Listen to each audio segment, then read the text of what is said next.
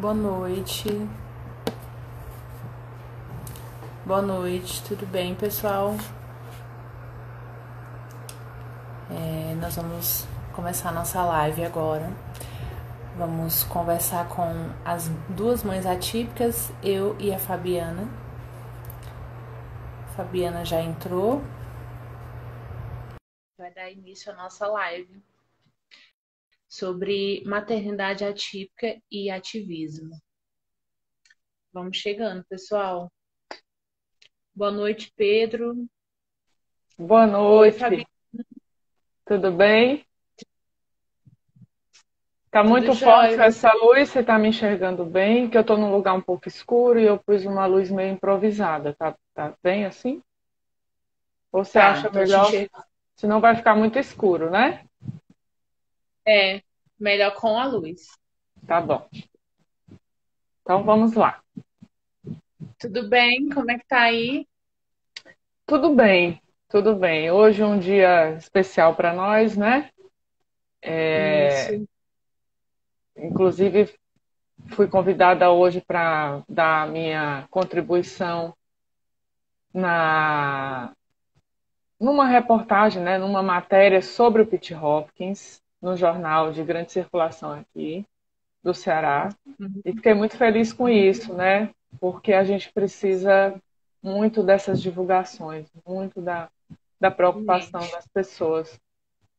A gente precisa desses espaços, né, Fabiana? Sem dúvida, sem dúvida. Já somos tão raros, né? Tão invisíveis. De vez em quando surgem essas oportunidades, a gente não pode deixar passar. Eu fiquei muito feliz. Exatamente. Eu acho que é por isso que a gente também precisa falar da importância dos dias da conscientização, né? Sim, Tem gente que às vezes acha que é besteira e tal, mas a gente que está por trás disso tudo, a gente sabe como é importante que as pessoas conheçam, que as pessoas respeitem, que a gente ganhe visibilidade para a gente poder correr atrás de políticas públicas, né? sim, Que, sim. Necessárias, né? porque uma síndrome rara é para a vida inteira, né? Apesar que todo mundo precisa de cuidados médicos em um momento ou outro da vida, mas uma síndrome rara a gente sempre requer de um acompanhamento ou outro, né? Seja uma fono, uma fisioterapia, um psicólogo, né? Sem dúvida, sem dúvida. São dificuldades diárias que a gente enfrenta, né? Exatamente. Então, acho que a gente pode começar. Já tem uma galerinha aqui, tô vendo que a Rose está aqui, a Kiara, já entrou alguns parentes também. Eu vou enviar uns aviãozinhos aqui para chamar o pessoal. Sim, Mas então vamos começar nos apresentando. Pode ser? sim, pode, claro. Vamos lá então. Eu vou começar porque eu sou mais rapidinha e a gente vai se aprofundar muito mais com você. Ainda mais que você já está nessa daí já tem algum tempo, né? A Sim. Alice tem quantos anos? A Alice hoje está com 19, faz 20 no mês que vem. Olha, a Alice já tem 19 anos, você já tem uma boa caminhada aí. Bastante. Então tá, meu nome é Andréia. Eu sou mãe da Clara, que tem 12 anos, e da Maria Flor, que tem 4 anos, e a Maria Flor tem a síndrome Pitt-Hopkins. E o diagnóstico dela saiu tem 1 ano e 6 meses. Eu sou formada em RH, mas quando a Maria Flor nasceu, que ali a partir dos 6 meses eu comecei a perceber que ela estava muito molinha, que ela não era, vamos dizer assim, igual à irmã, né, em relação ao desenvolvimento. Eu saí do meu emprego e comecei a fazer toda essa investigação. Levei essa minha preocupação para a pediatra e com 7 meses, mais ou menos com 8 meses, a gente começou a fazer a estimulação precoce. Porém, a gente não sabia o que ela tinha. Eu fui em vários neurologistas. Os primeiros que eu fui foram três, e eles falaram que a Maria Flor não tinha nada, que era coisa da minha cabeça, que ela era uma menina ótima, que estava dentro do padrão, que eu tinha que esperar, porque ela era atrasada, mas era o tempo dela. E nisso a gente foi vendo que ela começou a ter algumas outras alterações de comportamento, alterações sensoriais. Ela começou a ter constipação com 7 meses. A constipação, que é uma das características da Pitt Hopkins, é uma coisa muito forte na Maria Flor. Então a gente tentou de alimentação, a gente tentou tudo, tudo que me falavam. Eu já dei óleo mineral para ela, água de ameixa, batia ameixa todo dia, era mamão, era manga, tudo que solta, a Maria Flor come até hoje. Só que ela só consegue fazer o cocô com o remédio que é o PEG 4000. Então a Maria Flor toma esse remédio desde os 8 meses de vida. E aí a gente começou a fazer uma investigação para poder saber por que ela tinha esse atraso no desenvolvimento. E aí a gente começou a ir no geneticista lá no Sara. Eu sou de Brasília e aqui em Brasília tem um centro de atendimento do Sara que a gente começou a fazer essa investigação do diagnóstico. Que o Sara é um lugar muito forte de diagnóstico de doenças raras, né, Fabiana? Sim, sim. A gente estava até conversando sobre isso mais cedo. Isso. E aí ela fez cariótipo, ela fez o Array, ela fez uns outros exames assim mais específicos para algumas síndromes, Sim. porque no início suspeitavam que ela tinha síndrome de Prader-Willi, porque ela come muito. Depois descartou porque fez o exame e não deu nada. Suspeitou que ela tinha síndrome de Engelmann por conta dos risos, risos que eles Exagerados. chamam, risos sem motivo aparente, né? Sim. E fez exame também de RET, porque o eletroencefalograma dela deu alterado, como se ela tivesse dando convulsão, mas ela nunca apresentou nenhum quadro de convulsão. Sim. Então, ela teve, inclusive, que tomar por algum tempo um anticonvulsivo para poder prevenir essa questão. Uhum. E aí começamos com fisioterapia, com fono, com terapia ocupacional, com psicólogo, com ecoterapia, todas essas terapias de tratamentos contínuos que a família que tem uma criança atípica sabe muito bem. E fizemos todos os exames genéticos no Sara disponíveis, não foi detectado nada, e o geneticista falou, olha, agora vocês têm que partir para o sequenciamento do exoma. E graças a Deus a gente tem a possibilidade de ter um plano de saúde e a gente entrou na justiça para o plano cobrir o exame. O mesmo e aí, caso meu. Quando saiu o resultado, foi a síndrome de Pitt-Hopkins. Então, assim, a gente ficou nessa, vamos dizer, angústia para saber o que ela tinha, o que era esse atraso de desenvolvimento durante 2 anos e meio, até que saiu o diagnóstico no ano passado. Uhum. Então, assim, totalmente diferente da sua caminhada, né? Porque a Alice tem 19 anos Isso. e vocês não conseguiram o diagnóstico precoce, né, Fabiana? Isso, Fala é um pouquinho de verdade. vocês agora, da sua história, da Alice, do diagnóstico. Na época que eu fiquei grávida da Alice, eu tinha 25 anos, a Alice nasceu em Porto Alegre. Eu morava lá na época, né? Minha gravidez normal, não tive intercorrência nenhuma, fiz todos os exames que tinha para ser feito. A Alice nasceu a termo, no tempo certo. E eu escutava no início as mesmas observações que você comentou aí, sobre que ela era mais preguiçosa, que ia demorar um pouco mais, que é por causa do inverno, vamos esperar um pouquinho, porque como a Alice nasceu em outubro, ainda tinha um pouco de frio, né? Já estava Exatamente. terminando, mas ainda tinha. Então, eram inúmeras as justificativas pelo atraso de desenvolvimento dela. Na época eu era fisioterapeuta, né? Tinha alguns anos de formada, acho que uns 6, 7 anos de formada. Não, 5 anos de formada. E já tinha visto algumas coisas, né? No período da faculdade, no período que você faz estágio, que a gente via algumas deficiências, mas nada parecido com o que eu estava vendo com a minha filha. O meu marido já tinha outros 3 filhos do primeiro casamento, e ele, um pouco mais de experiência como pai, dizia que tem alguma coisa errada. A Alice, com 5 meses, ainda não está sentando, ainda não brinca com os brinquedinhos. Esse desvio no olho, os médicos, não, vai passar, até 1 ano passa. Até 1 ano passa, até 1 ano passa, e ela continuava com o estrabismo. Eu levei no oftalmologista, estava com um grau alto de miopia. Na época, ela sendo bebê, era 5, 6 graus que ela tinha, se não me engano. Né? Hoje ela tem 17 graus num olho e Caramba, 13 no outro. 13 porque já baixou com o tratamento que ela fez e tal. Mas assim, com 5 meses me deu aquele estalo. Eu vou procurar pelo menos um diagnóstico. Tem que ter alguma justificativa. Procurei algumas pessoas conhecidas. Na época eu tinha a Cíntia, que era uma terapeuta ocupacional amiga nossa, que fez a primeira avaliação muito rápida, avaliação de amigo, né? Assim, com muita sim. delicadeza, aquele cuidado todo para dizer qualquer coisa, que a gente sabe que numa hora dessa acaba a parcialidade. Mas ela conversou com a gente, disse, olha, era bom você procurar um neurologista para fazer uma análise um pouco mais aprofundada, mas ela realmente tem um atraso.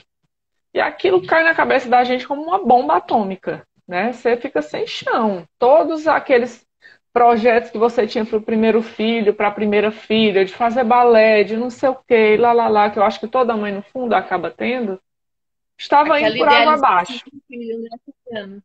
Exatamente, estava indo por água abaixo. E eu ouvindo aquilo tudo, meu marido em estado completamente de choque, porque não tinha nenhum filho com problema nenhum, não tinha ideia do que ia vir pela frente. E a gente muito assim, meio perdido, procurando os colegas conhecidos da faculdade da época para direcionar alguma coisa. E lá em Porto Alegre tem o CTN, que é um centro de tecnológico neonatal, uma coisa assim, não lembro bem a tradução dessa sigla, né? O que especifica, mas eu sei que é um centro de triagem que faz teste do pezinho, que faz teste genético, detecta outras síndromes, né? E todos os exames da Alice estavam sendo feitos lá. Todos esses que você falou, ela chegou a fazer. Erro inato de metabolismo, contagem de cromossomo, acho que tem 3, 4, 5 diferentes. Pedidos por vários médicos, repetidos por vários médicos, né? E busquei, aí me mudei para Florianópolis, que era um pouco mais quentinha, que o frio não era tão grande. Aí comecei a estimulação lá. E vez por outra vim à Fortaleza encontrar alguns colegas, porque quando você está no seu lugar, você consegue indicações mais próximas, quando você está num Sim, lugar onde não é o seu ninho. É muito difícil você encontrar indicações que você realmente confie, né? Você recebe uma indicação e você tem que levar, você não tem opção. Só está você, o seu marido e a criança, não tem mais ninguém, né? Então é muito exatamente. complicado para a gente levar isso. Meu marido desenvolveu síndrome do pânico nesse período. Aí foi um outro transtorno, a gente precisou se organizar para isso também. Graças a Deus está estabilizado. E voltamos o foco total para a Alice. Eu parei de trabalhar uma época para direcionar o tratamento dela. Um direcionamento, como eu disse na reportagem que me chamou hoje cedo, às cegas.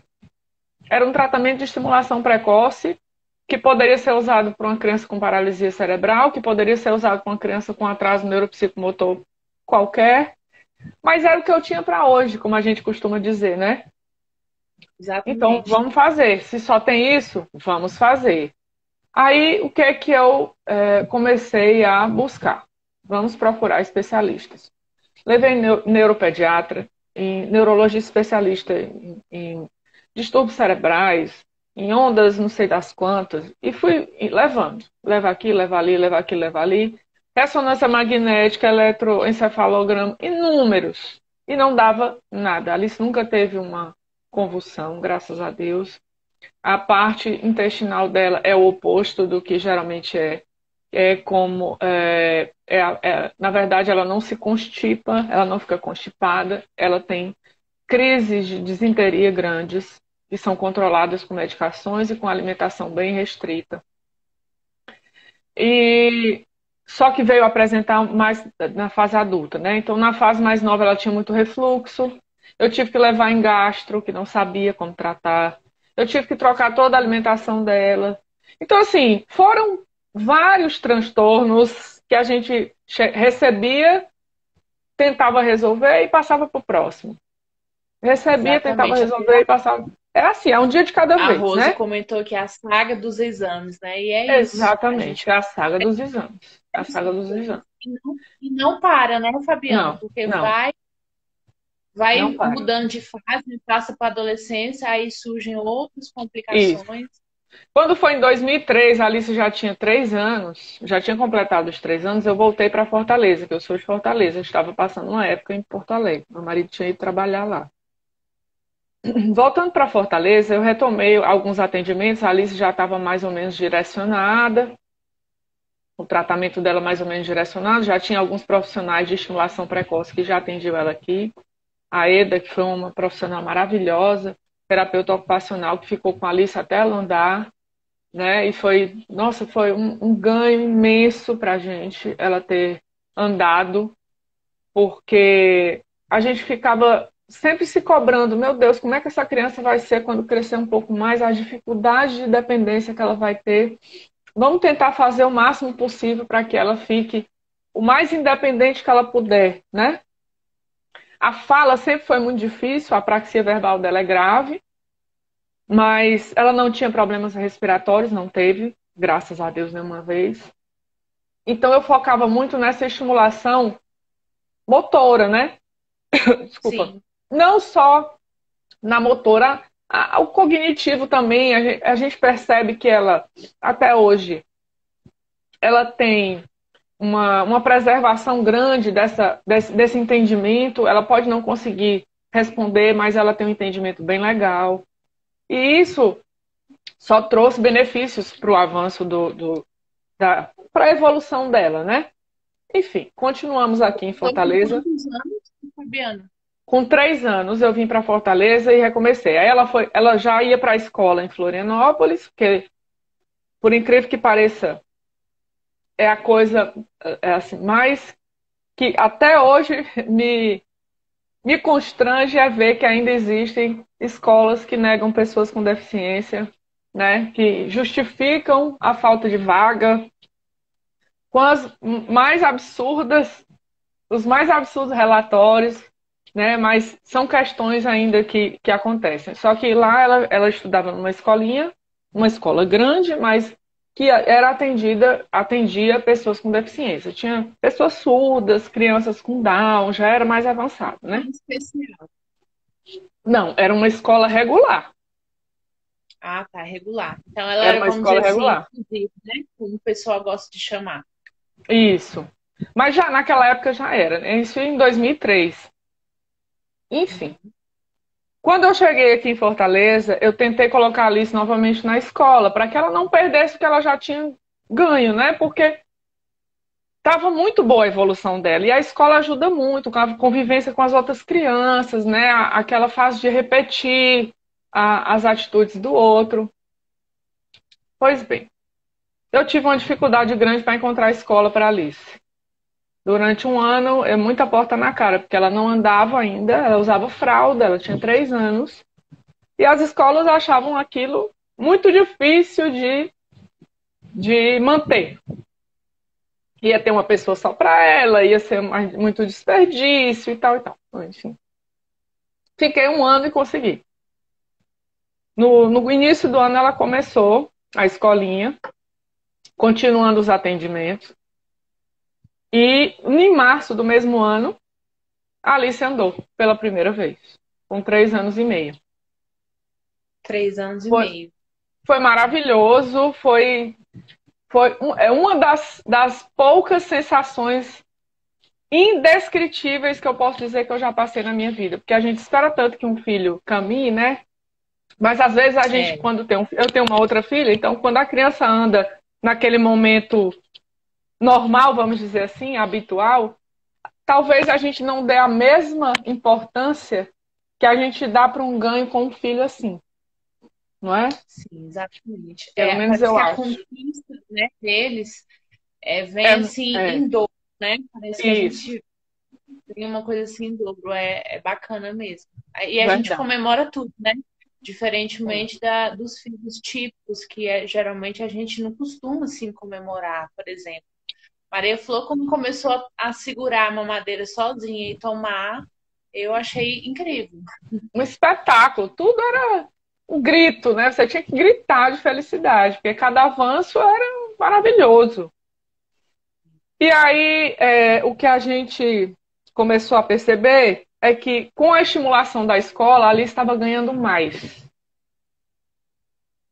A convivência com as outras crianças, as estimulações naturais entre eles, porque criança, ela cobra do outro. Por que você não fala? Por que Sim. você não faz, né?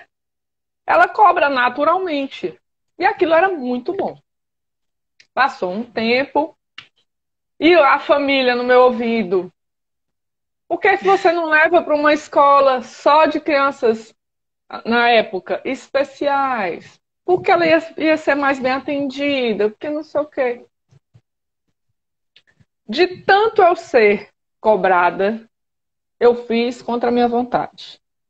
Coloquei, ela ficou 6 meses, e ao invés dela melhorar, ela começou a adquirir as estereotipias das outras crianças que tinham lá na escola. Porque Então, a eu, gente, assim, as crianças no desenvolvimento, elas aprendem por imitação, né, Fabiana? E exatamente, é exatamente, uma escola especial e as crianças, né, tem todas essas questões, ela acabou aprendendo, né? exatamente. Então, assim, crises de choro, de raiva, de agressividade, de isolamento, tudo isso ela via lá e ela, quando chegava em casa, ela repetia. E aí, meu marido falou assim: realmente não dá para colocar ela, mantê-la numa escola assim. Ela precisa de uma estimulação específica. E a gente continuava buscando esse diagnóstico milagroso. Até que se passou um tempo mais e eu toda hora ia para o advogado. Liga para o advogado, plano de saúde, liga para o advogado, a escola, liga para o advogado, eu não posso fazer isso, eu não posso fazer aquilo. Eu disse, um belo dia estava eu e meu marido, a gente estava indo para algum lugar que eu não lembro bem qual era agora no momento, em 2005. E eu falei para ele, a gente conversando sobre isso, dessas dificuldades, dessa dependência dos advogados. Eu olhei para ele e falei assim: por que a gente não faz direito? Eu já há pouco estou trabalhando com fisioterapia e eu acho que nós somos capazes de aprender o que a gente todo dia fica perguntando, né? Aí ele: não vai dar certo, não sei o que, será isso, será aquilo? Eu disse: será não, vamos fazer. Se não der certo, pelo menos a gente tentou, né? E assim nós fizemos. Entramos na faculdade, Os dois. os dois. A gente estudava à noite. O dia era todo ocupado com paciente, cuidando dela, levando aqui, levando ali, tal, tal, tal. À noite a gente chegava cansado e ia para a faculdade. Fizemos até 2008, quando eu fiquei grávida e precisei me afastar porque eu tive um descolamento de placenta. Leve, mas tive. E o médico pediu para eu sair, fazer repouso. E aquilo, na minha cabeça, na mesma hora, me deu um desespero, porque foi uma Gravidez gravidez. planejada? Não, não, foi uma gravidez no susto, né? Como eu estava tomando anticoncepcional, não imaginava ficar grávida naquele momento, naquela situação. Mas enfim, veio, né?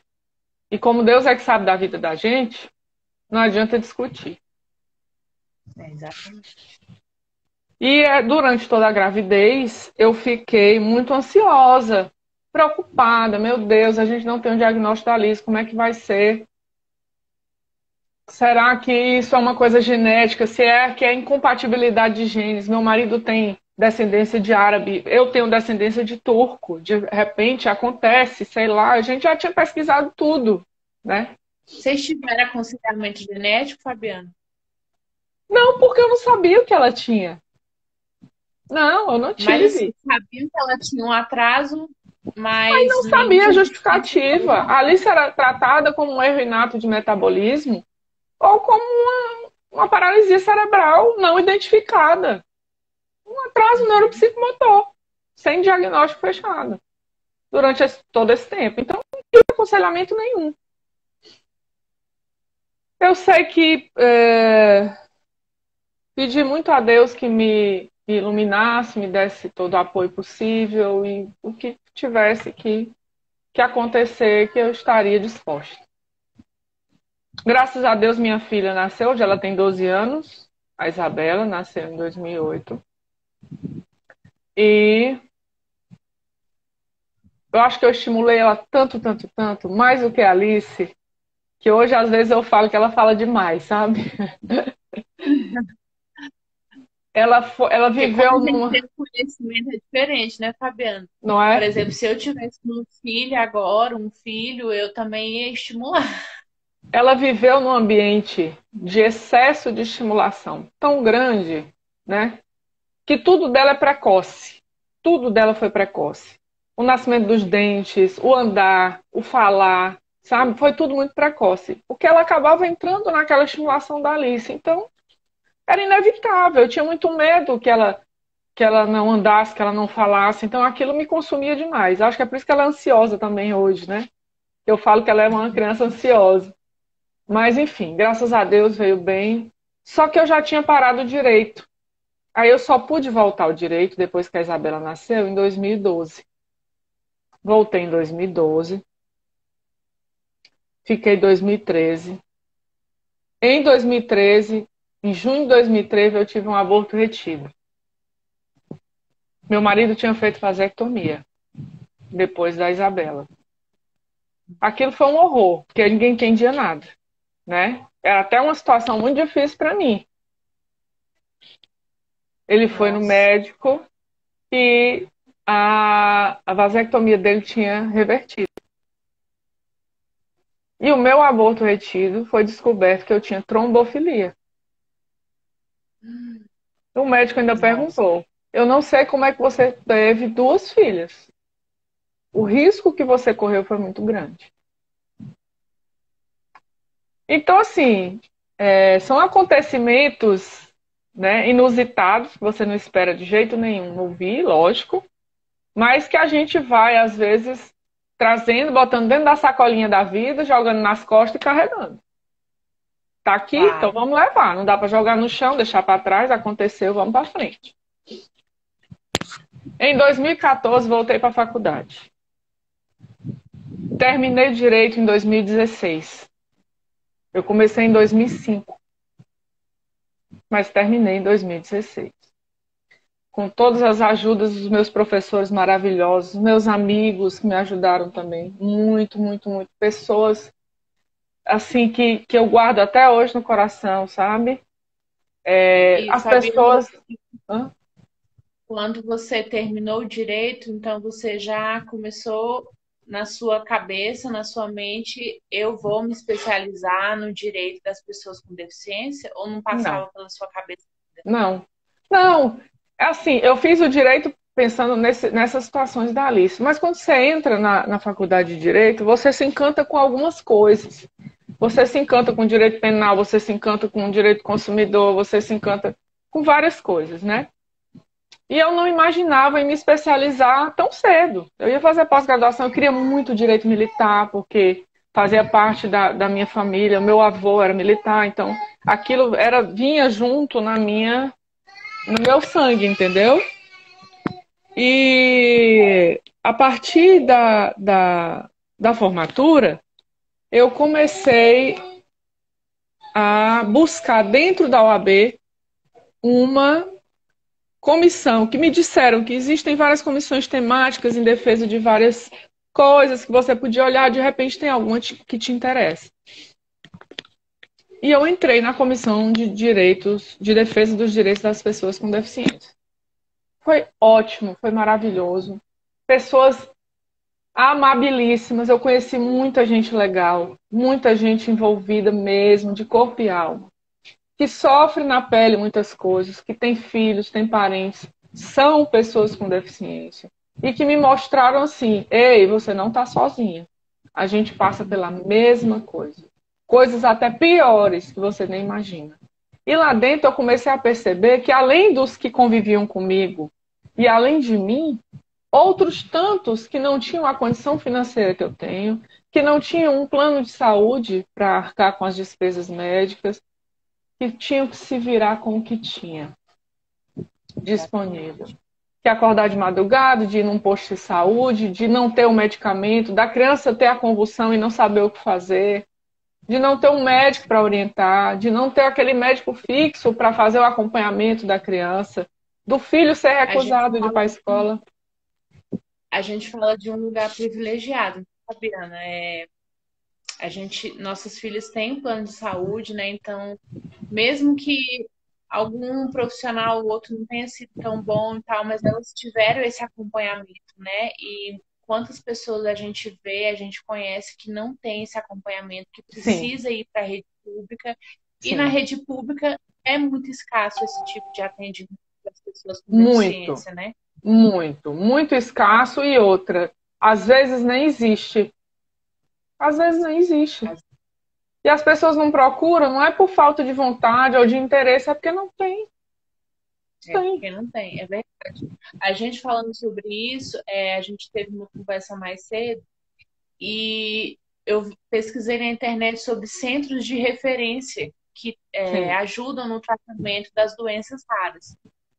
E sim. no Brasil existe pouquíssimos centros de referência. Tem em Brasília, tem em Goiânia, tem em Recife, tem em Curitiba, Rio de Janeiro, Porto Alegre, São Paulo, em Santo André e em Salvador. E no restante dos lugares, no restante das capitais. E Pois é. naquelas estado, né, por exemplo, no Nordeste só tem um centro de referência de atendimento, que é um Pois estado é. grande. No Norte não tem nenhum. Então, E, essas pessoas que são menos privilegiadas, quer dizer, que não têm esse privilégio que a gente tem, ficam sem atendimento. e outra, não tem o atendimento, não tem o conhecimento da doença que a criança tem ou que si próprio, né, possui. Exato. Tem muita gente que tem algumas coisas, algumas doenças que poderiam ser controladas, que poderiam ser cuidadas, doenças até mais simples do que as síndromes raras, que não tem acesso a nada, porque não sabe, não consegue fazer um exame, não tem um diagnóstico, não tem um médico que atenda, sabe? É verdade.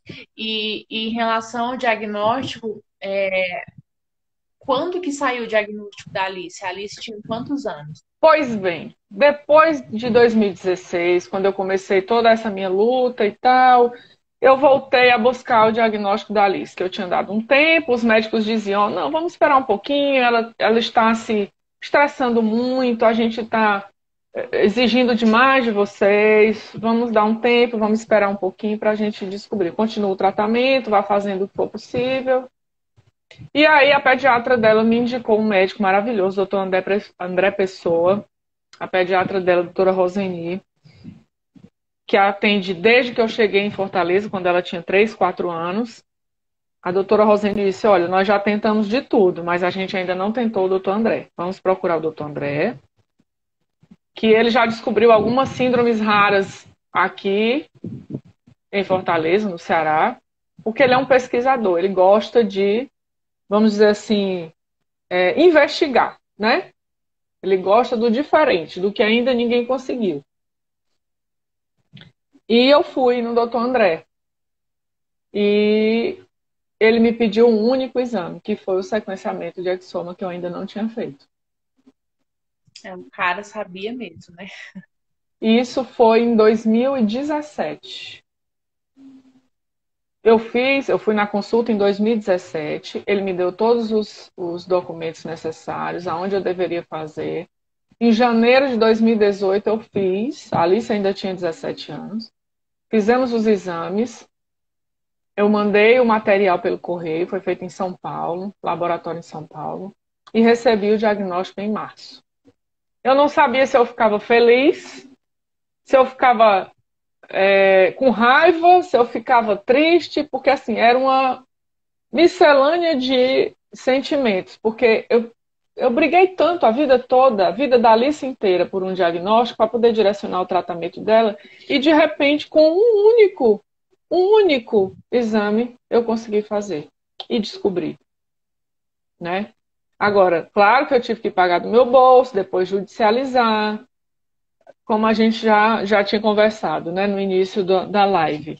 Infelizmente, tanto os profissionais de saúde, vamos dizer assim, de uma forma geral, que atendem pessoas com deficiência intelectual, neuropsicomotora, deficiências assim mais,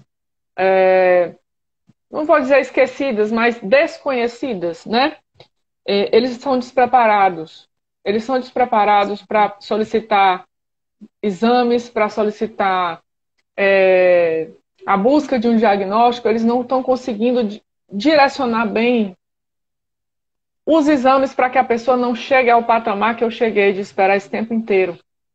Né? Porque ninguém pode dizer que eu fiquei um dia, um único dia, sem buscar esse diagnóstico, a não ser nesse período pedido pelo próprio médico, né? Pelo próprio neurologista da época. E outra coisa que eu percebo também, os profissionais que estão se especializando, hoje o autismo é uma condição, um transtorno muito falado porque está na mídia, né? A gente consegue um pouco mais de visão. A Alice também tem autismo associado a Pitt Hopkins. E o tratamento que ela iniciou depois desse diagnóstico que eu consegui em 2017 fez toda a diferença na vida da Alice. A Alice começou o tratamento logo em seguida do diagnóstico, numa clínica especializada em análise comportamental, voltada mais para pessoas com autismo, né? Ou então com alguma doença associada ao autismo. E ele disse para mim com todas as letras, vai lá, que elas vão conseguir fazer alguma coisa pela Alice, eu tenho certeza, a Alice tem um potencial muito grande. E eu fui. O que eu tinha para perder? Nada. O que eram 17 anos perdidos para mais alguns, né? Fui. A Alice melhorou um absurdo, que eu não sei nem te dizer, um percentual de comparação, não sei. A Alice... Diana, antes de ela começar a fazer o ABA, né? Que ela faz o ABA. Isso. Ela falava alguma coisa? Como falhou, eu não consegui te ouvir. Antes dela fazer o ABA, ela falava alguma coisa? Antes dela fazer o ABA, ela falava pouquíssimas palavras conseguidas com muito sacrifício. Mamã, papá, tia e nada mais. Nada mais. Não sabia me dizer se estava com fome, se estava com sede, se estava sentindo alguma dor. Eu tentei começar uma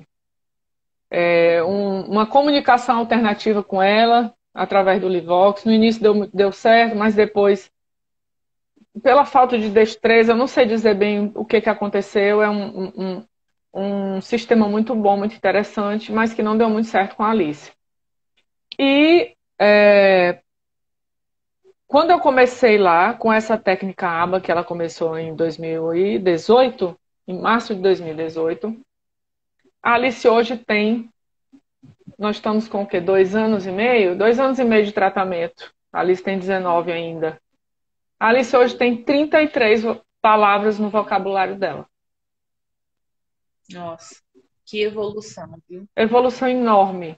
Hoje ela consegue me dizer, me mostrar aonde ela sente dor. Hoje ela consegue me pedir para ir ao banheiro. Hoje ela consegue me pedir, quando ela está com fome, pedir alguma coisa que ela queira. Ela me leva a algum lugar quando ela não consegue se comunicar comigo. Ela responde os meus comandos. Ela se comporta perto de outras pessoas, à mesa, no lugar onde tenha muita gente, ou que ela precise ficar quietinha, em silêncio. Ela consegue fazer tudo o que é comandado a ela. Lógico que está ainda em evolução, né? Não é 100%. Mas a condição que ela estava antes do atendimento e hoje é muito diferente. Nossa, é muito bacana você estar falando isso, porque tem algumas pessoas que ainda têm um certo preconceito, acho que muito por falta de conhecimento, né, em Sim, relação ao ABA. sim. E eu tenho estudado e tenho visto cada dia mais os muitos benefícios que o ABA traz na vida das pessoas que têm autismo, né, que Sem têm dúvida, deficiência intelectual. sem Então, dúvida. é bom você falar isso, Fabiana, porque, assim, o diagnóstico, ele te deu uma direção, né? Isso, Antes do isso. diagnóstico, ela fazia terapias, mas não era nada direcionado ao que é hoje. Não, não. Com Ela, pessoas ela faz quanto maravilhosas, com profissionais maravilhosos.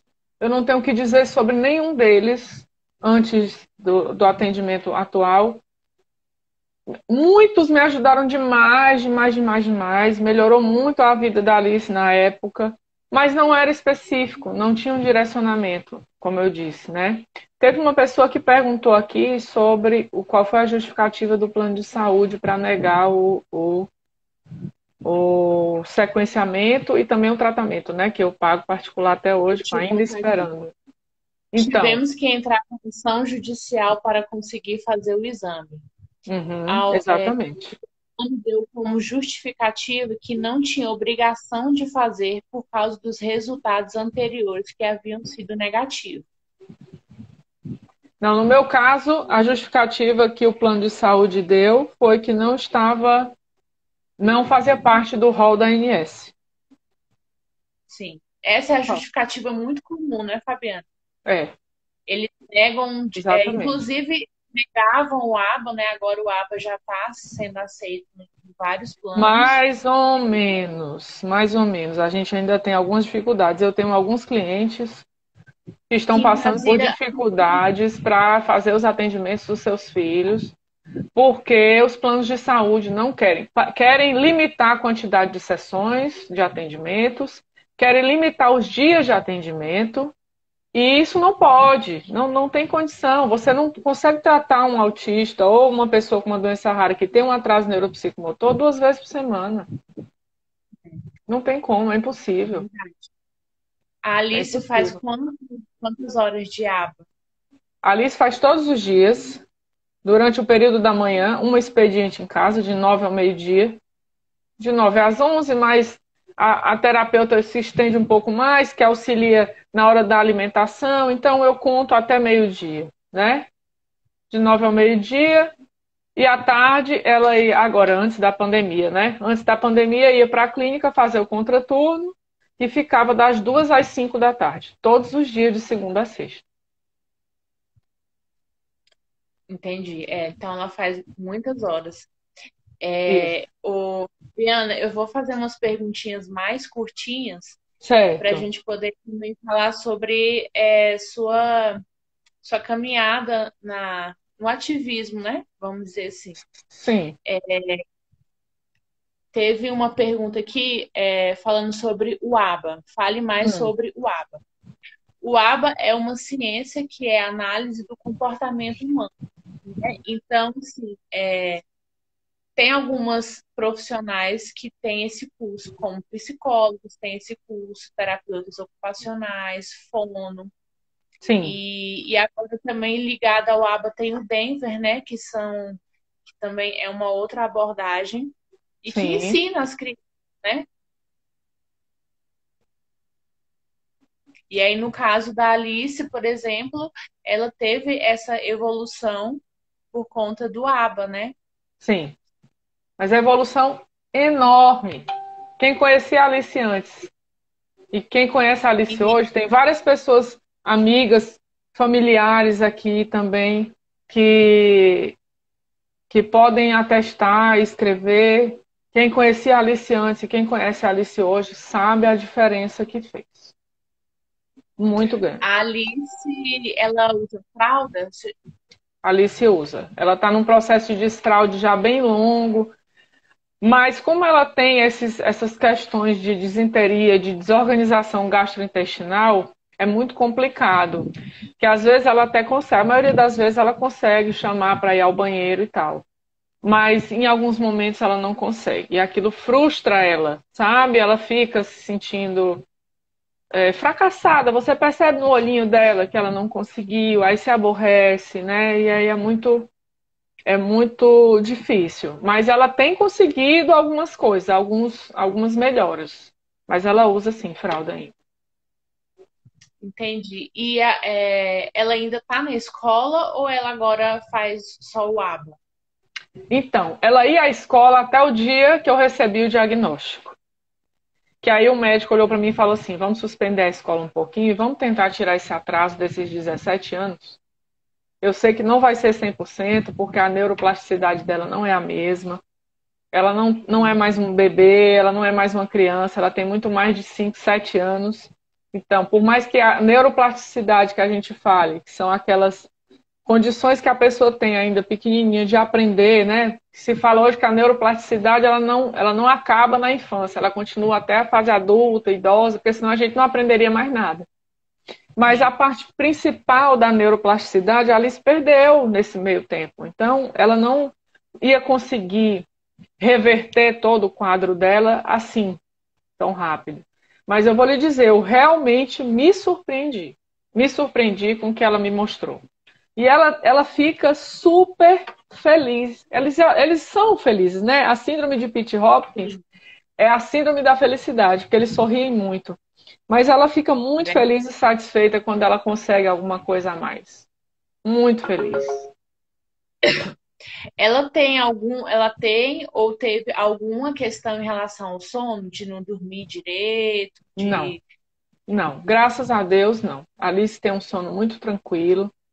Ela é uma criança que dorme cedo. Ela já criou aquele hábito de dormir na caminha dela, no espaço dela. Se eu sair de casa para algum lugar, eu procuro colocar um colchãozinho num cantinho, aí já vou adaptando. Quando chego nesse local, ó, você vai dormir aqui, esse lugar é só o seu, parecido com a sua caminha e tal, né?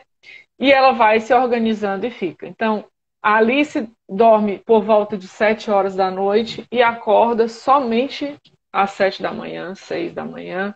E nesse meio tempo, eu é que acordo durante a noite para levá-la ao banheiro. Né? Ela vai, levanta, usa o banheiro, volta, dorme outra vez. Então, o sono dela é bem tranquilo, graças a Deus. que bom. É, em relação à alimentação dela, ela tem alguma questão? Pois é, tem, tem. A Alice, ela tem algumas intolerâncias por causa do refluxo quando ela era pequena e dessas questões gastrointestinais que surgiram já mais na fase adulta. Eu tive que restringir a Alice de alguns alimentos, lactose, alguns alimentos mais gordurosos. Eu evito que ela coma muito glúten, né? Eu percebo que ela fica melhor assim. Mas sempre tem alguém que, como eles são muito comilões, né? Que é uma característica também do Pitt-Hopkins, sempre tem alguém para dar uma bolachinha, um biscoitinho, né? Um pedacinho de chocolate e tal. E aí desorganiza um Diz- pouco a vida dela. É verdade. E, Fábio, em relação à menstruação, como que foi?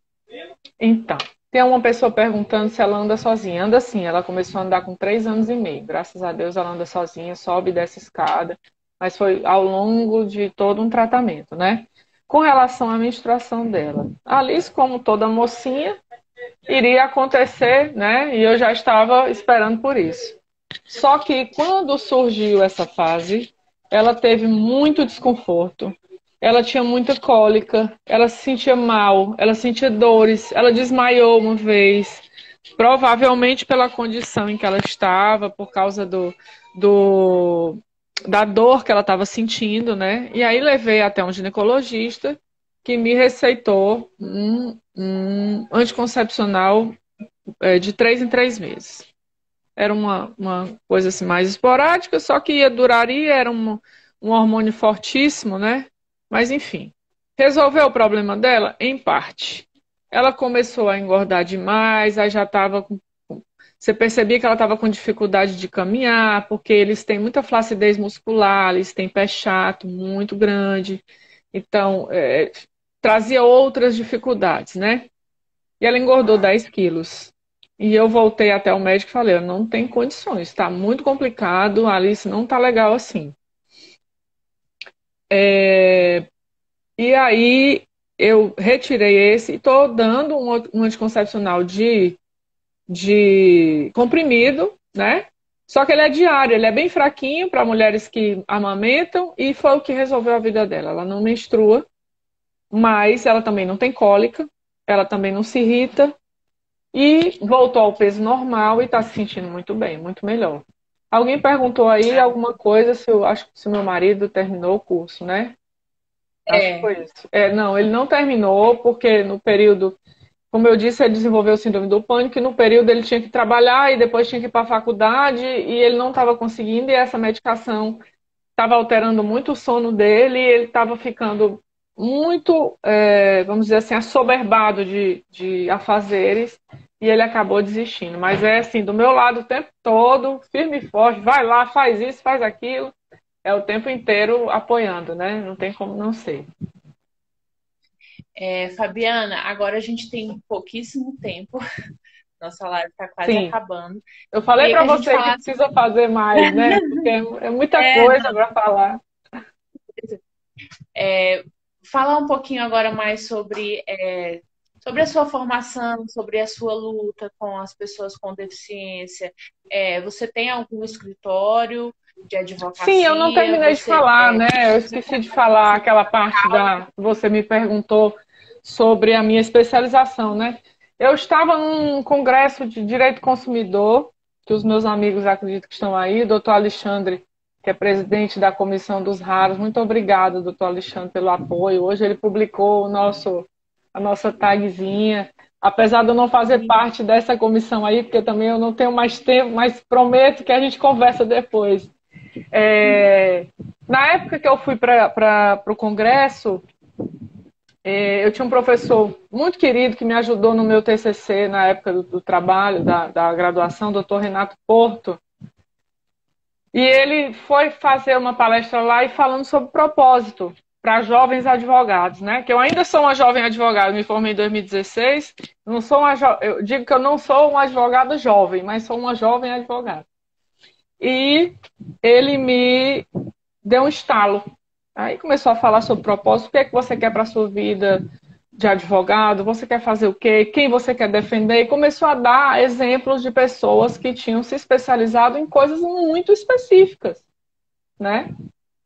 Por exemplo, alguém que trabalhava só com gestantes em condição de risco. Aí veio aquele clique na minha cabeça, eu digo, é isso. Se me deu essa vontade de fazer direito pela minha filha, por que não ajudar pessoas nessas condições?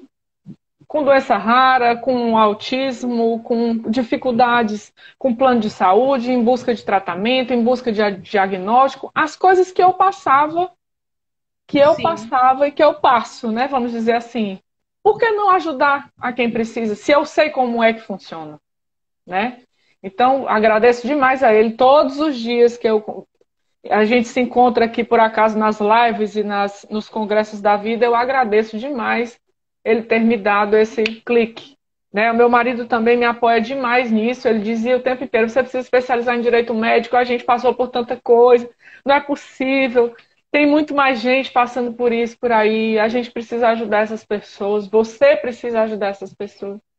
E eu acho, assim, quando a gente se coloca no lugar do outro, calça o chinelo dele, caminha um pedacinho do que ele caminhou, a gente vê que não é só a vida da gente que é difícil, não, viu? É verdade, com certeza. A tal da empatia funciona, é só você aprender a exercitar. Exercita com o teu vizinho, exercita com a pessoa da tua casa, a empregada que te serve todos os dias. Senta 10 minutos e conversa com ela, escuta só o que ela tem para dizer. Você vai ver que a vida não é fácil para ninguém. Mas hoje, então, você trabalha só na área de pessoa com deficiência. Basicamente, né? Sempre aparece uma outra coisa. Como eu estou no início da advocacia, eu não posso restringir demais o meu trabalho, né? Eu tenho um escritório, na verdade ele está fechado desde a pandemia, mas meu escritório fica dentro da empresa do meu marido, do meu sogro e do meu cunhado, né? Eu sou a minha cunhada, que é advogada há mais de 20 anos, é a minha sócia, e ela trabalha com a parte imobiliária, a parte de registro de imóveis, outras coisas assim mais burocráticas, e eu fiquei com essa área mais, vamos dizer assim, sentimental, né? Direito de família, direito da criança e do adolescente, pessoa idosa, que eu também é outra comissão maravilhosa que eu faço parte. Queria aproveitar e mandar beijos para o pessoal das comissões. Não vou falar o nome de ninguém, porque senão também vou esquecer, mas as comissões que eu amo demais do consumidor, pessoa com deficiência, pessoa idosa. Adoro os meus amigos. Então, assim, eu tenho apoios grandes. Mas no momento o escritório está fechado por causa da pandemia e eu estou trabalhando em casa e estou dando mais apoio à Alice também, que não está indo para a clínica, né?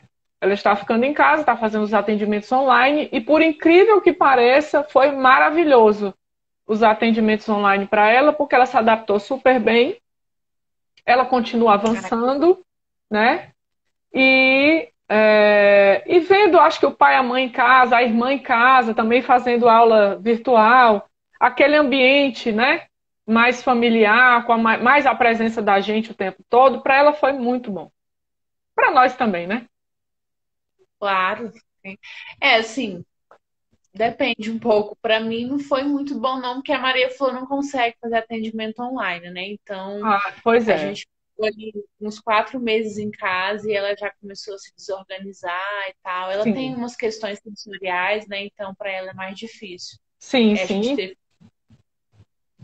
É Mas, uma das coisas que a gente também recebeu muita reclamação nesse período de pandemia era isso, as clínicas fechadas, os atendimentos suspensos e as crianças, tanto autistas quanto pessoas que necessitavam de medicamentos ou de atendimento mesmo, para manter a evolução dos seus comprometimentos, né, a melhora das sequelas suspensos, foi uma das questões também que levantaram essa briga da gente durante a pandemia, né, para ajudar as pessoas. é verdade. Teve uma pessoa aqui que perguntou em relação ao ABA. Mas assim, a gente está com um tempo bem curtinho, tem 3 minutos só da live. Eu queria falar só da minha experiência aqui em Brasília.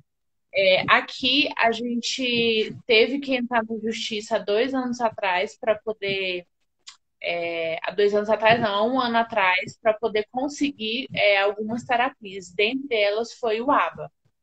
Só Hum, que esse ano a gente mudou de plano de saúde e a gente não precisou entrar na justiça. Então, tem alguns planos de saúde que estão já cobrindo o ABA sem judicializar. Mas, como excelente. você falou, tem alguns outros lugares, estados, porque depende muito de estado também, né, Fabiana? Isso. O judiciário ainda é muito ausente em algumas questões. Por exemplo, a falta de informação sobre a importância do atendimento precoce, né, depois do diagnóstico. Essa precocidade no atendimento ela é primordial. Então, quando o judiciário demora demais, ou negativa, ou indefere alguma coisa, é conivente com o plano de saúde, atrapalha muito o tratamento. Demais, com certeza. Acaba que, assim, muita. A qualidade de vida da criança acaba que perde, né, Fabiana? Porque, igual você falou, depois que a Alice começou a fazer o ABA, aumentou o vocabulário dela para 33 palavras, né? Então, assim, o judiciário e muitos médicos, eles ainda não têm esse tipo de informação, de conhecimento para poder ajudar essas pessoas. É o que a gente estava Verdade. conversando. É verdade. Até o Tribunal de Justiça do Paraná, se não me engano, fez um manual, se deu esse trabalho de fazer um manual falando sobre a necessidade do atendimento ao autismo, a necessidade precoce desse tratamento, a importância disso, a diferença que faz quando começa a desenvolver, a tratar desde o início, desde a infância, desde os primeiros anos de vida, né? A importância é muito bacana. Tem um manual até disponível na internet, quem quiser, quem tiver curiosidade. Eu baixei esse PDF e mandei para alguns colegas, alguns juízes amigos, até para ver se a gente abre um pouco a mente deles e mostra que ninguém quer além do que é nosso de direito, né? Apenas E essa é uma das importâncias nossa, né, Fabiana? De isso, nós pais darmos esse conhecimento para esses profissionais, né? isso. Nosso tempo está acabando. 10 minutos. Gente, eu quero agradecer todo mundo que está aqui na live, que participou, que comentou. Fabiana, muito obrigada por você ter Obrigada aceito. também. Obrigada também.